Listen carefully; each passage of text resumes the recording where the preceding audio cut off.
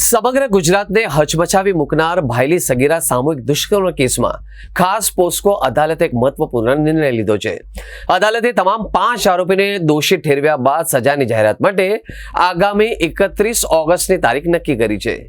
બંને પક્ષોની દલીલો અને પ્રક્રિયા બાદ અદાલતે આખરી સજાનો હુકમ 31 ઓગસ્ટ સુધી મુલતવી રાખવાનો નિર્ણય કર્યો છે। અદાલતે મુન્ના બંજરા, શાહરુખ બંજરા, મુમતાજ ઉર્ફે આફતાબ બંજરા, સૈફ અલી બંજરા અને અજમલ બંજારાને દોષિત ઠેરવ્યા છે। ભાયલી ગેંગરેપના તમામ આરોપીઓને જ્યારે નામદાર કોર્ટે કસૂરવાર ઠેરવ્યા છે ત્યારે એ બાબતે તેઓની સામે જે પોક્સો કાયદા હેઠળ અને BNS એક્ટ હેઠળ જે કલમો લાગી છે તે નિશંકપણે પુરવાર કરવામાં આવેલી છે। સરકાર તરફે આ કેસની અંદર સ્પેશિયલ પ્રોસિક્યુટર તરીકે શૈલેષભાઈ પટેલ, સુરતના DGP નયનભાઈ સુખડવાલા, વડોદરાના જિલ્લા સરકારી વકીલ તરીકે મારી નિમણૂક કરવામાં આવેલી છે। તે સંજોગોની અંદર આજે આ કસૂરવાર ઠરેલા આરોપીઓને શું સજા કરવી એ બાબતેની દલીલોના સ્ટેજ ઉપર આજે કેસ હતો।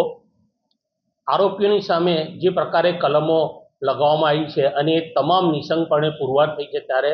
આજે નામદાર કોર્ટ સમક્ષ અમે લોકોએ આ તમામ આરોપીઓને મેક્સિમમ પનિશમેન્ટ થાય જે રીતના કાયદાની અંદરના પ્રોવિઝન છે કે જે સામૂહિક ગેંગરેપ રીતે બળાત્કાર કર્યો છે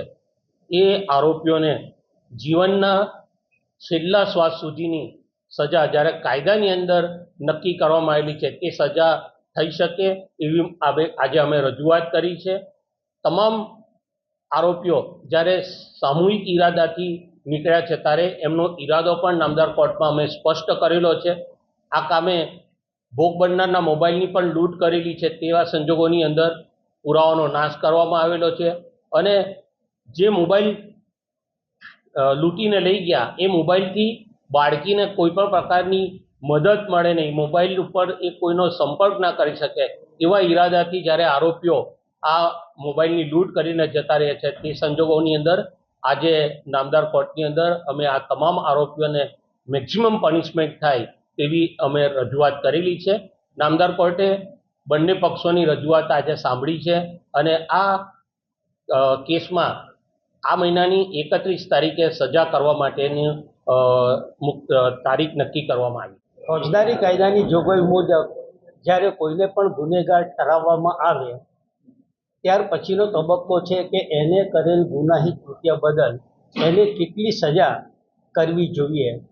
એટલે સજાનું પ્રમાણ પણ બહુ વધારે ન હોય, બહુ ઓછું ન હોય અને ન્યાયિક રીતે એ વ્યક્તિએ કરેલ ગુના સંબંધે એને સજા કરવા માટે બંને પક્ષકારોને સાંભળવાની એક જોગવાઈ રાખવામાં આવેલી છે। તે જોગવાઈ અનુસાર આજ રોજ કસૂરવાર ઠરેલ આરોપીઓને કેટલી સજા કરવી એ બાબતે બંને પક્ષકારોને સાંભળવા માટે રાખવામાં આવેલી। સરકાર તરફે દલીલ કરવામાં આવેલી કે આરોપીઓ વિરુદ્ધના 2 તહોમતમાં મહત્તમ ફાંસીની સજા છે, પરંતુ કેસના સંજોગો જોતા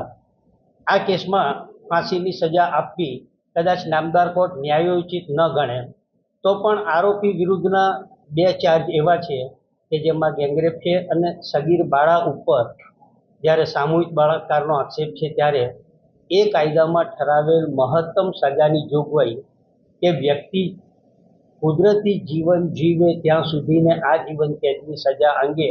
અમે નામદાર કોર્ટ સમક્ષ ભારપૂર્વક દલીલો કરી અને રજૂઆત કરેલી છે। બચાવ પક્ષે પણ દલીલ કરેલી છે કે ભાઈ એ 35 વર્ષની ઉંમરના છે, યુવાન છે, પરિણીત છે, એમને પણ નાના બાળકો છે, જેના જવાબમાં પણ કહેવામાં આવ્યું છે કે ભાઈ એ પરિણીત હતા, એમના નાના બાળકો હતા, સામે ભોગ બનનારનું પોતાનું પણ જીવન હતું, એ પોતાની કારકિર્દીની પોતાના જીવનની શરૂઆત કરી રહેલી હતી અને કુમળી વયે આવા ગુનાનો ભોગ બનેલ છે ત્યારે આવા સંજોગો ધ્યાનમાં લઈ અને આરોપીઓ જીવે ત્યાં સુધીને એમને કેદની સજા કરવી જોઈએ। નામદાર કોર્ટે બધી પક્ષકારોને સાંભળી અને ચુકાદો લખવા માટે અને જાહેર કરવા માટે 31મી તારીખ નક્કી કરેલ છે।